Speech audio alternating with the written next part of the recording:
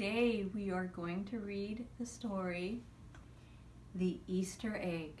This story is a little bit long, so make sure you're sitting comfortably, crisscross applesauce, and get your listening ears turned on loud. You ready? Here we go. The Easter Egg. Chirrup, chirrup, spring is here. Time to start on my first ever Easter egg, Hoppy said. Each year, the bunny who decorated the winning egg got to help the Easter rabbit hide the eggs on Easter morning.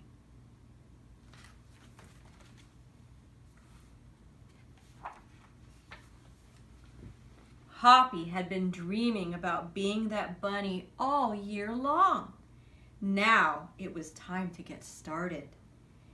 Everywhere Hoppy looked, rabbits were working hard on dazzling eggs. I need an amazing idea, he thought. Hoppy spotted Flora Bunny planting spring wildflowers in her eggs. Oh, the Easter rabbit will love those colorful flowers, he thought, and started picking flowers for his egg. Here's a basket for your flowers, Hoppy, Flora said.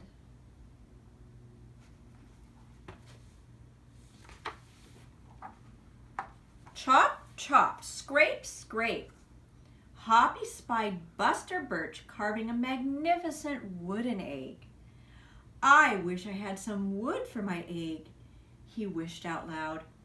Here you go, Hoppy, Buster Birch said, and he put a smooth, round piece of wood in Hoppy's basket.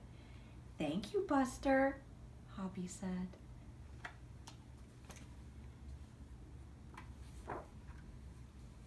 Hoppy was hopping along when the smell of sweetness led him out of the woods and straight to the chocolate egg that Aunt Sassafras was decorating with creamy frosting, squiggles, and bows.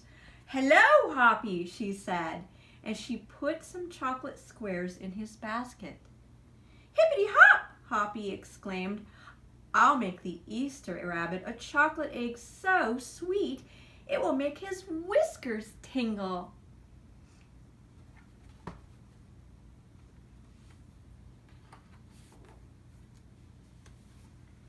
Then Hoppy saw Granny Irene decorating one of her fabulous story eggs. First, she traced a design on the egg with a special tool. Then she dipped the egg in pots of yellow, green, orange, and red dye, adding to the design each time. Hoppy couldn't believe his eyes. I'll never make an egg that beautiful, he told Granny Irene.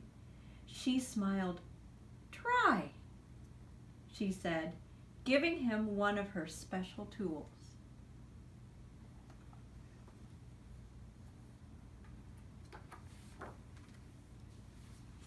Hoppy was hopping by Hans Vanderrabbit's garden when he spotted an extraordinary egg. Hans was painting a portrait of the Easter rabbit so real that it looked alive. Fantastic, Hoppy exclaimed. Thank you, Hoppy, Hans said. Why don't you make a painting on your egg? He gave Hoppy pots of paint and a fine brush.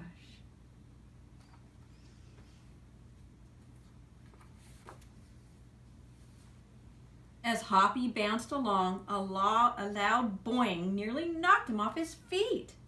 It was a whirring, twirling mechanical egg. Whoa! Hoppy said. That's an unusual egg. Would you like to make one of your own? Roberto asked. Hoppy tried hard, but the harder he tried, the more parts and pieces piled up around him. Thank you, Roberto, he sighed. But I think I'd better make the egg that's right for me.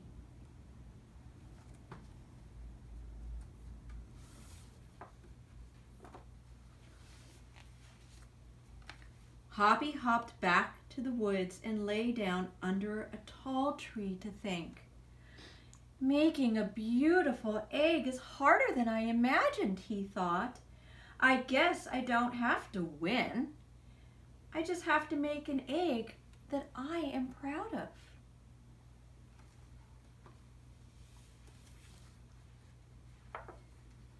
Suddenly, the woods rang with the squawking of birds sounding an alarm. Mother Robin swooped down, calling wildly as if she couldn't decide where to go. An egg had tumbled out of Mother Robin's nest. Inside the perfect blue egg was a baby robin that needed its mother to keep it warm until it hatched.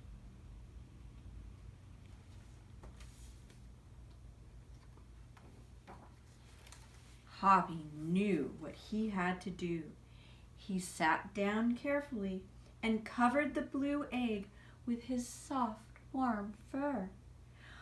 "I'll take care of you the best I can," he whispered, relieved. Mother Robin chirped and settled down on her other 2 eggs.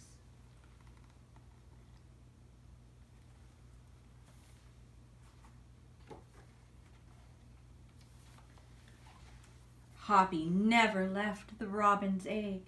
If it was sunny and warm, he carefully turned the egg in its nest of moss. If it was rainy and cold, he kept the egg covered and dry. At night, wild animals passed by. Hoppy crouched down and stayed hidden in the ferns.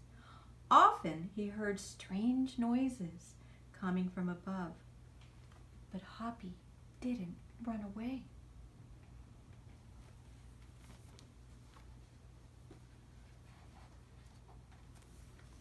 Every day, the rabbits worked on their eggs. Tadpoles turned into frogs. Buds swelled into leaves, and Easter came closer and closer. Finally, it was time for the rabbits to take their eggs into the glen. They had forgotten all about Hoppy, who was quietly sitting on the blue egg under the tall tree in the woods.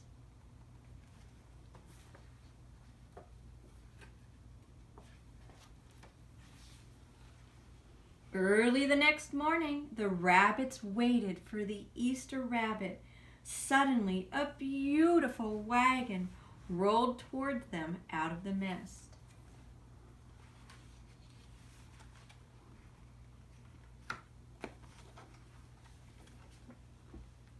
And stopped. The Easter bunny stepped down from the wagon and admired the decorated eggs one by one. "You have brought me the most beautiful eggs in the world, but a very special one is not here," he told them. The rabbits were puzzled. Whose egg could it possibly be?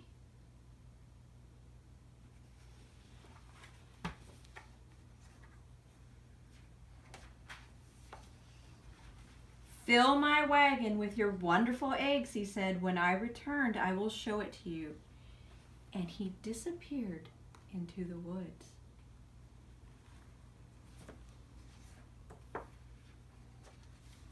He came back with Hoppy, looking scruffy and bedraggled.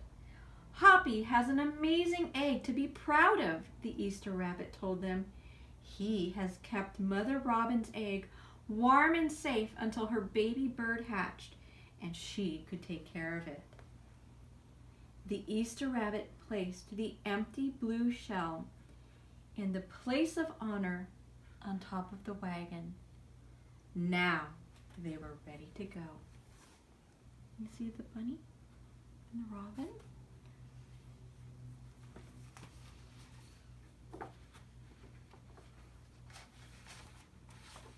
The rabbits cheered for the egg that had surprised them all. "It's our best Easter ever, Hoppy," they shouted. Then the brave little bunny and the Easter rabbit rode off together to hide the eggs for girls and boys to find on Easter morning. Happy Easter, my friends.